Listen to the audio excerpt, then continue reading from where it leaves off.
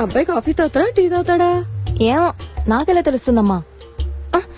పెళ్ళైంది కానీ బుద్ధి రాలేదా నీకు? అన్నీ తెలుసుకోవాలి, దాన్ని బట్టి మసులుకోవాలి. ఏంటమ్మా నీ బాధ? ఇప్పుడేం తెలుసుకోవాలి? పెళ్ళయి ఇంకో ఇంటికి వెళ్తున్నావు. పుట్టింట్లో జరిగినట్టు అత్తగారింట్లో జరగదు. అందరికీ మృదుగా సమాధానం ఇవ్వాలి. సరే. అలా బర్రెగొంతు తీసుకుని అరవకు. అందరికీ చిరునవ్వుతో సమాధానం ఇవ్వాలి. ఈ ఇంతేగా.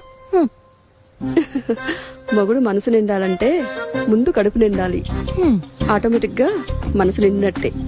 వంటగదిలోంచి వచ్చే వాసనతోనే అందరినీ కట్టిపడేయాలి.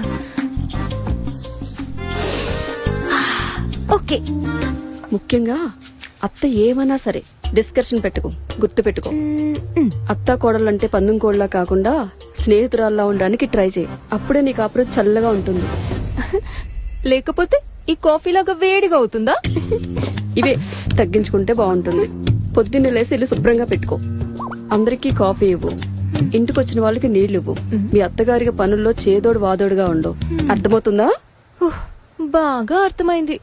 ఏమర్థమైందే? మొత్తానికి పని మనిషిలా ఉండమంటున్నావు అంతేగా? ఆ ఇంటి మనిషిలా ఉండమంటున్నావు. వింటున్నావా? మా ఇన్నిసార్లు పాడిన పాటే పాడతావు. మా ముందా సీరియల్ చూడటం ఆపేయ్. అది కాదే.